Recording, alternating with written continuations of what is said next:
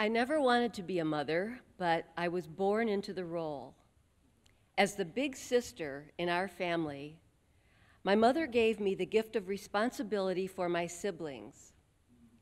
I was the babysitter, the homework helper, the bath monitor, and on one memorable occasion, I beat the tar out of a big kid who hit my little brother in the face with an ice ball on the way home from school.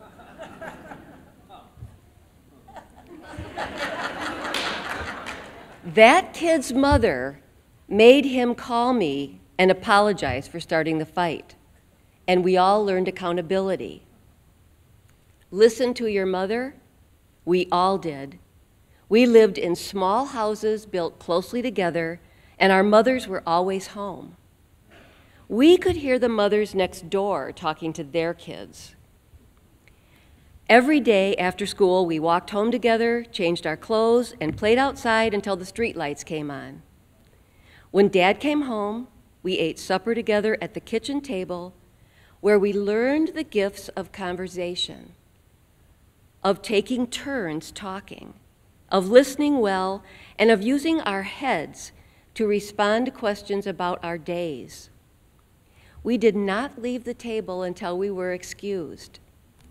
I washed the dishes, and my sister dried them. Then we all moved to the dining room table and did our homework. We had one telephone in the house and no television until I was 7 years old.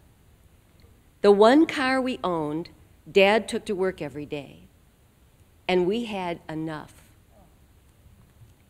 Summer days were free-for-alls. I was still in charge of keeping an eye on my sister and brothers.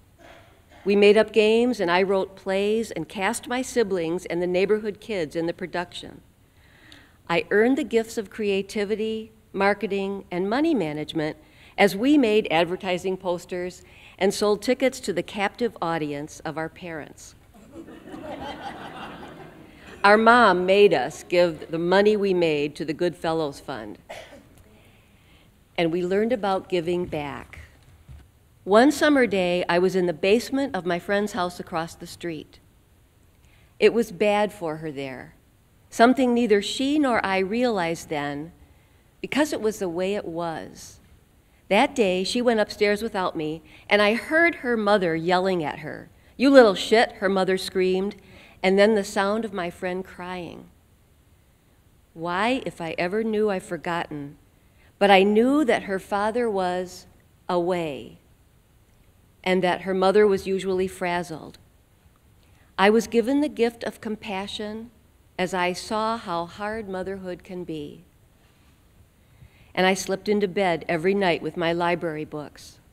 A Tree Grows in Brooklyn, Anne of Green Gables, Nancy Drew mysteries, all of them stories about self-sufficient girls with no thoughts of the big wedding followed by having a baby as career goals. We took family vacations in a tent and later in a pop-up trailer. On one of those, we were camped on a small lake with a rowboat, Bear Cave. One of us had cigarettes. We rowed out to the middle and felt invisible. We smoked, we swore, and we got grounded when we got back. How did Mom know? Sound travels over water, and she was listening. When I started dating, Mom told me to always remember, God is in the back seat. Not only was Mom listening, but God was listening too.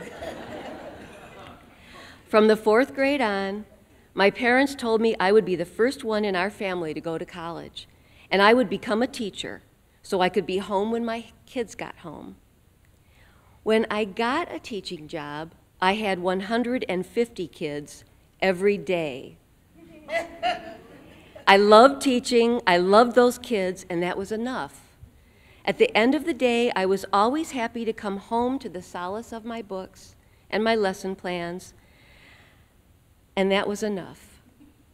I put myself through graduate school while working, and I felt my life was very full. When I married Glenn Zerler, we considered being parents. I was 31. The clock was ticking. Should we have a kid? That's what married people did, right? We had a nice home. We had great jobs. We loved each other. And in the end, we decided that was enough for us. So here is what I know for sure about motherhood. There are joys and concerns at the edges of every nurturing moment, and that is the balance of living well. We are here on earth to take care of ourselves and to take care of each other in all the ways we can, as often as we can. Because having children does not make a mother. Mothering is what makes a mother. Thank you.